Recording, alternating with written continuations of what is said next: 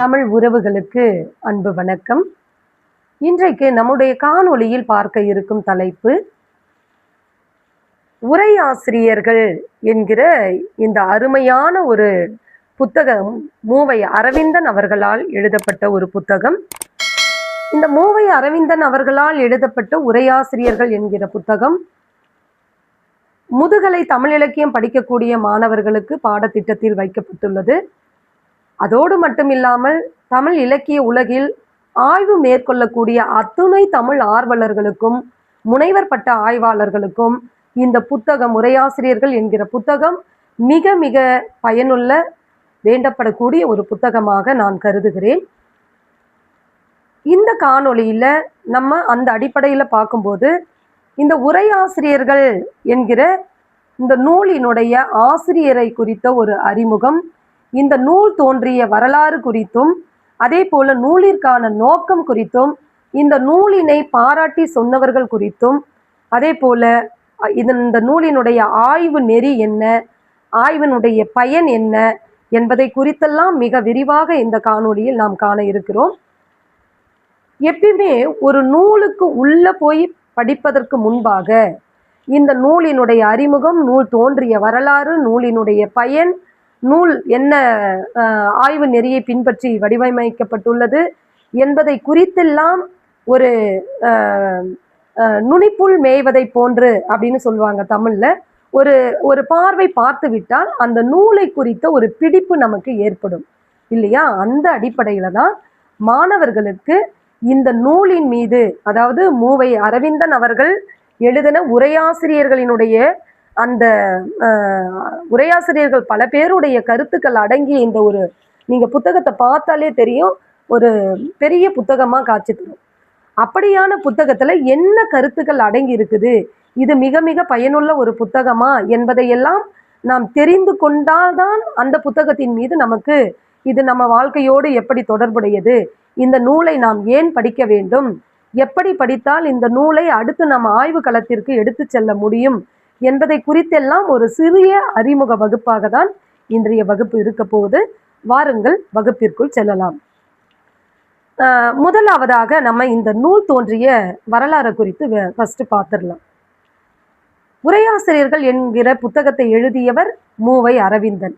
இந்த மூவை அரவிந்தன் இந்த புத்தகத்தை எழுதுவதற்கு மிக மிக காரணமாக இருந்தவர் யார் அப்படின்னு பார்த்தா, சா மெய்யப்பன் அவர்கள், மணிவாசகர் பதிப்பகத்தினுடைய உரிமையாளர், அதே போல வள்ளுவம் என்கிற இதழினுடைய ஆசிரியர், அண்ணாமலை பல்கலைக்கழகத்தில் பேராசிரியராக பணியாற்றியவர், அதே போல பதிப்பு செம்மல் என்று அழைக்கக்கூடியவர், குன்றக்குடி அடிகளார் தமிழவேல் என்று சிறப்பிற்கு உரியவர், தர்மபுர ஆதீன மடத்தால் செந்தமிழ் காவலர் என்கிற பட்டத்தை பெற்றவர்.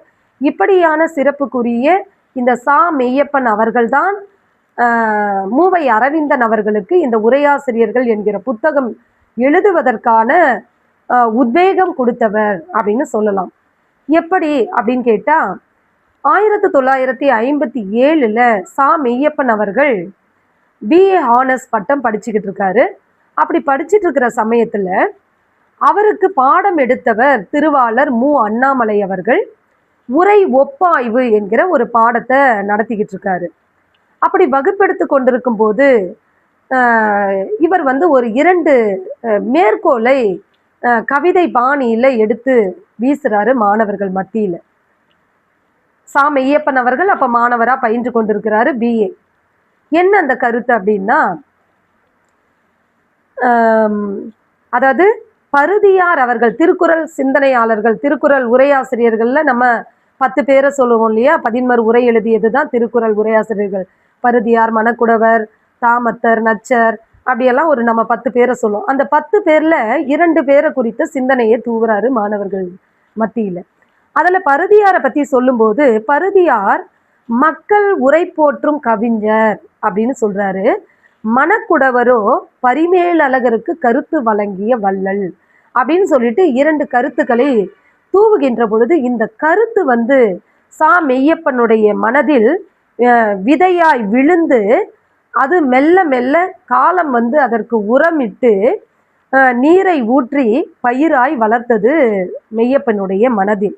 அதனுடைய விளைவாக தான் ஏறக்குறைய 10 ஆண்டுகள் கழித்து 1967ல் மூவை அரவிந்தன் அவர்கள் அண்ணாமலை பல்கலைக்கழகத்தில் முனைவர் பட்ட ஆய்வாளராக வந்து சேர்றார். மெய்யப்பனுக்கு 1957ல் பிஏ படிக்கும் போதே வந்த ஆர்வம் இது. என்னைக்கு உரை ஒப்பாய்வு என்கிற பாடத்துல திருவாளர் முனைவர் அண்ணாமலை அவர்கள் இந்த கருத்தை சொன்னாரோ, பருதியாரை குறித்தும் மணக்குடவரை குறித்தும் இந்த கருத்தை வந்து சொன்னாரோ, அன்னையிலிருந்தே எப்படியாவது நாமும் ஒரு உரையை எழுதிவிட மாட்டோமா அப்படிங்கிற ஒரு வேட்கை அவருக்குள்ள இருந்துகிட்டே இருந்தது. அதனுடைய விளைவாதான் 1967ல் நல்லா நீங்க கவனிச்சு பாருங்க, 57லிருந்து 67னா ஏறக்குறைய 10 ஆண்டுகள் கழிச்சு அதுக்கான ஒரு பயன் வந்து கிடைக்க போகுது. யாருடைய வழியாக? 1967ல் இவருடைய எண்ணம் நிறைவேற போகிறது மூவை அரவிந்தனுடைய வழியாக. எப்படி? அப்போ வந்து இவர் பிஹெச்டி முனைவர் பட்ட ஆய்வாளரா வந்து சேர்றாரு. அவர்கிட்ட மெய்யப்பன் வந்து ஒரு வேண்டுகோளை முன்வைக்கிறார். என்ன அந்த வேண்டுகோள்னா, எனக்கு நீண்ட நாளா ஒரு ஆசை, எப்படியாவது இந்த உரையாசிரியர்கள் என்கிற பல பேருடைய உரையை தொகுத்து ஒரு உரையாசிரியர்கள் என்கிற புத்தகத்தை வந்து போடணும் அப்படிங்கிறது. இதுக்கு மூவை அரவிந்தனும் ரொம்ப அச்சத்தோட, தயக்கத்தோட, பொறுப்போட, பயபக்தியோட சரின்னு ஒப்புக்கொள்றாரு. அதனுடைய விளைவாக தோன்றியதுதான் இந்த உரையாசிரியர்கள் என்கிற புத்தகம். முதல்ல 1968வது ஆண்டு முதல் பதிப்பாக இந்த உரையாசிரியர்கள் என்கிற புத்தகம் தமிழக அரசினுடைய முதல் பரிசு பெற்ற புத்தகமாக நீங்க இந்த புத்தகத்திலே பார்க்கலாம். கொடுத்திருக்கிறாங்க பாருங்க, தமிழக அரசினுடைய சிறந்த ஆய்வு நூலுக்கான முதல் பரிசை பெற்ற ஒரு அருமையான ஒரு நூல் தான் இந்த உரையாசிரியர்கள் என்கிற மூவை அரவிந்தன் அவர்களால் எழுதப்பட்ட புத்தகம். 2000 ரூபாய், அன்னைக்கு 1968ல் 2000 ரூபாய் பரிசு தொகையும் பெற்ற ஒரு அற்புதமான அந்த நூல் தான். சிறந்த ஆய்வு நூலுக்காக பரிசு பெற்ற நூல்னும் போதே இந்த புத்தகம் எப்படியான ஒரு அருமையான புத்தகம் ஆய்வு மாணவர்களுக்கு, முதுகலை படிக்கக்கூடிய மாணவர்களுக்கு என்பது இதிலிருந்தே உங்களுக்கு தெரிய வந்திருக்கும். இது நூல் தோன்றியதற்கான ஒரு வரலாறு. இப்போ நம்ம முறையா என்ன பண்ணலாம் அப்படின்னா, இந்த நூலிற்கான நோக்கம், நூலை குறித்து பாராட்டியவர்கள் யாரு, இதையெல்லாம் நம்ம முறையா பார்த்துடலாம் வாங்க. இந்த நூலிற்கான, அதாவது உரையாசிரியர்கள் என்ற புத்தகம் தோன்றியதற்கான நோக்கம் வந்து என்ன அப்படின்னு பார்த்தீங்கன்னா, அறிஞர்களது பல்வேறு திறமையுடைய அறிஞர்களுடைய அறிவு புலம் வெளிப்படுவதற்கு இந்த புத்தகம் ஒரு களமாக இருந்திருக்கிறது. நிறைய அறிஞர்கள், எண்ணற்ற இலக்கண, இலக்கிய, தத்துவம் சார்ந்த இப்படியான பல்வேறு அறிஞர்களினுடைய அறிவு புலங்கள் வெளிப்படுவதற்கு ஒரு இடமாக, ஒரு களமாக அமைந்த நூல் இந்த உரையாசிரியர்கள் என்கிற புத்தகம். அதே போல மூல நூலை காப்பதற்காகவே தோன்றிய ஒரு நூல் இந்த உரையாசிரியர்கள் என்கிற புத்தகம். அடுத்ததா பார்த்தோம் அப்படின்னா, இலக்கிய இலக்கண நூல்களினுடைய முழுமையான சுவையை அறிந்து கொள்வதற்கு தோன்றிய ஒரு நூல் தான் இந்த உரையாசிரியர்கள் என்கிற புத்தகம். இலக்கணத்தையும் சரி, இலக்கியத்தையும் சரி, அதனுடைய சுவையை முழுமையாக சுவைக்க வேண்டும் என்று சொன்னால் இந்த புத்தகம் ஒரு மிகப்பெரிய ஆயுதமாக இருக்கக்கூடிய நூல் தான் இது. அதே போல பரிமேலழகர், நச்சினார்க்கினியர், இளம்புறனர் போன்ற உரையாசிரியர்களுக்கெல்லாம் உறுதுணையாக இருக்கக்கூடிய, ஆய்வுகள் மேன்மேலும் வளரக்கூடிய நிலையில் மிக ஒரு அறிவு சார்ந்த புத்தகமாக இந்த உரையாசிரியர்கள் என்ற புத்தகம் தோன்றுவதற்கு மிக முக்கிய நோக்கமாக நாம் சொல்லலாம். அடுத்து இந்த உரையாசிரியர்கள் என்கிற புத்தகத்தை பாராட்டியவர்கள் யார் அப்படின்னு பார்த்தோம்னா, வாசுப மாணிக்கம் அவர்கள் இந்த உரையாசிரியர்கள் புத்தகத்தை மூவை அரவிந்தன் அவர்களால் எழுதின இந்த புத்தகத்தை பாராட்டி சொல்லியிருக்கிறாரு. என்ன அப்படி சொல்லியிருக்கிறாருன்னு பார்த்தா, பல ஆய்வு நூல்களுக்கு மூல நூலாக திகழக்கூடிய ஒரு நூல் உண்டு என்றால் அது இந்த உரையாசிரியர்கள் என்கிற புத்தகம்தான். பல ஆய்வு நூல்களுக்கு, 1-2 இல்லை, பல ஆய்வு நூல்களுக்கு மூலமாக திகழக்கூடிய ஒரு நூல் அப்படின்னு சொல்லி வாசுப மாணிக்கம் அவர்கள், அதாவது தமிழ் காதல் என்று புத்தகம் எழுதியிருக்கக்கூடிய வாசுப மாணிக்கம் அவர்கள் பாராட்டி பேசி இருக்கிறாரு. அது ஒரு சிறப்பான நம்ம இந்த இடத்துல நம்ம பதிவு செய்ய வேண்டிய ஒன்று. அடுத்ததாக பார்த்தா, நூல் ஆசிரியரை பற்றி நம்ம கட்டாயம் தெரிஞ்சுக்கணும் இல்லைங்களா? அந்த அடிப்படையில் இந்த நூல் ஆசிரியர் என்று சொல்லக்கூடிய மூவை அரவிந்தன் அவர்கள் ஆய்வு வேட்கையில மிகுந்த ஈடுபாடு கொண்டவர். அடுத்து அடுத்து தேடல் தேடல் என்று ஆய்வு வேட்கையில மிக மிக ஈடுபாடு வேட்கை உடையவர் அப்படின்னு பார்க்கலாம். அடுத்து எளிய சிந்தனை உடையவர். ஆய்வுன்ற பேர்ல இறங்கி ரொம்ப தடுமாறக்கூடிய நிலையிலெல்லாம் அவர் சிந்தனை இருக்காது. எளிமையான சிந்தனை நோக்கமுடையவர் நம்ம நூலாசிரியர் அவர்கள். அதே போல ஆழ்ந்த தெளிவு உடையவர். நிறைய புத்தகங்களை வாசிக்கக்கூடிய ஒரு பண்பாளர். அதிக சிந்தனையோடு இயங்கிக் கொண்டே இருக்கக்கூடியவர். எதனையும் ஒப்பிட்டு பார்க்கும் இயல்புடையவர் மூவை அரவிந்தன் அவர்கள். அதே போல உரையாசிரியர்களுக்கு முழு வடிவத்தை கொடுத்தவர் என்றே சொல்லலாம். இப்படியான ஒரு பண்பாளர் தான் இந்த நூலாசிரியர். அடுத்து இந்த நூலாசிரியருடைய ஆய்வு நெறி எப்படியானது அப்படின்னு பார்த்தோம்னா, உண்மைத்தன்மை வாய்ந்தது. நடுநிலைத்தன்மையோட எதையுமே நடுநிலைத்தன்மை தராசு கோல் போல் நின்று நடுநிலைத்தன்மையோட பேசக்கூடியவர். அதே போல கண்டது மொழிதல், கண்டு அது மொழிதல், கண்டதை மொழிதல் கிடையாது, கண்டு அது மொழிதல். எதுவுமே சும்மா இன்பத்திற்காக இன்ப சுவைக்காக மக்களை கவரக்கூடியதற்காக கண்டதையெல்லாம் சொல்லிட்டு போற ஆள் மூவை அரவிந்தன் அவர்கள் கிடையாது. கண்டு தேர்ந்து தெளிந்து பிறகு மொழியக்கூடியவர். அதனாலதான் கண்டு அது மொழிதல் என்கிற ஒரு ஆய்வு நெறியை பின்பற்றி இருக்கிறார். அடுத்து நான்காவதா சொல்ல வேண்டும் என்றால் ஆய்ந்து முடிவு கூறல். எடுத்தம் கவுத்துன்னு எந்த ஒரு முடிவையும் சொல்லிவிடாம பல நூல்களை ஒப்பிட்டு பார்த்து பல ஆசிரியர்களுடைய கருத்துக்களோடு தொடர்பு படுத்தி பார்த்து ஆராய்ந்து பிறகுதான் அதை ஒரு முடிவுக்கு கொண்டு வரக்கூடிய அந்த ஒரு ஆய்வு நெறியை பின்பற்றக்கூடியவர். அடுத்து தெளிவான முடிவையும் எளிமையான முடிவையும் கொண்டிருப்பது இவருடைய ஆய்வு நெறியாக கருதப்படுகிறது. அடுத்து இவருடைய ஆய்வுக்கு கதைத்தன்மையும் இன்பத்தன்மையும் இன்பச்சுவை வாய்ந்ததாகவும் இருக்கும். அதே போல புதுமை நோக்குடையதாகவும் எழுச்சி மிக்கதாகவும் இருக்கும்.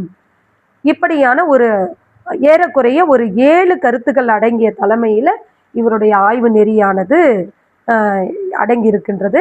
இந்த நூலினுடைய பயன் என்ன அப்படின்னு பார்க்கும்போது, முழுக்க முழுக்க தமிழ் இலக்கிய உலகில் தமிழ் இலக்கிய கருவூலத்தை முழுவதும் உணர்ந்து கொள்ளும் ஒரு போக்கிலானது.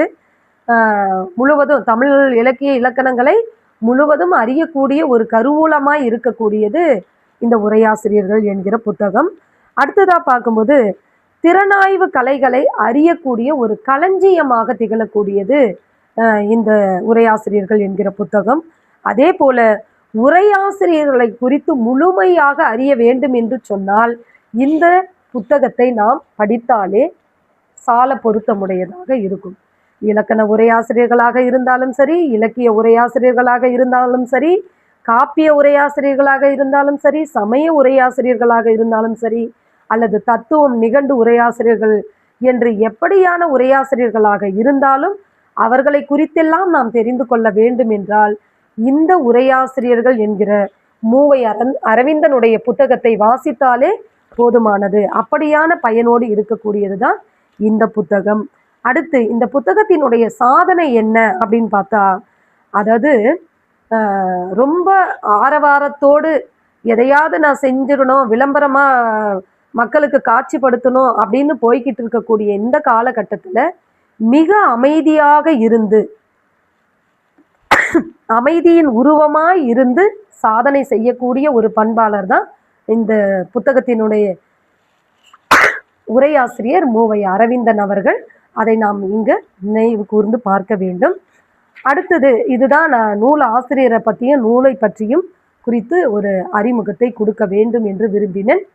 அடுத்த காணொளியில் இந்த உரையாசிரியர்கள் என்கிற புத்தகத்தை குறித்து யாரெல்லாம் என்னெல்லாம் கருத்து பேசியிருக்கிறாங்க, எப்படி நம்ம நூலினுடைய அறிமுகத்தையும் நூல் தோன்றிய வரலாறையும் நூலினுடைய பயனையும் நூலினுடைய ஆய்வு நெறியையும் நூலினுடைய சாதனையையும் பார்த்து தெரிந்து கொண்டோமோ தெளிவு அடைந்தோமோ, அதே போல இந்த உரையாசிரியர்களை குறித்து நூலினுடைய முக்கியத்துவம் குறித்து யாரெல்லாம் என்னெல்லாம் பேசியிருக்கிறாங்க அப்படிங்கிறத குறித்து அடுத்த காணொளியில் நம்ம பார்க்கலாம். இந்த காணொளி உங்களுக்கு பிடிச்சிருந்தா மறக்காமல் லைக் பண்ணுங்கள், சப்ஸ்கிரைப் பண்ணுங்கள், கூடவே இந்த பெல் ஐக்கானை கிளிக் பண்ணி வச்சுக்கோங்க. அப்பதான் நான் போடக்கூடிய அடுத்தடுத்த காணொளி உங்களை வந்து சேரும். முடிந்தா உங்க நண்பர்களுக்கு இதை வந்து ஷேர் பண்ணுங்க. மீண்டும் அடுத்த ஒரு நல்ல காணொளியோடு உங்களை சந்திக்கிறேன். நன்றி, வணக்கம்.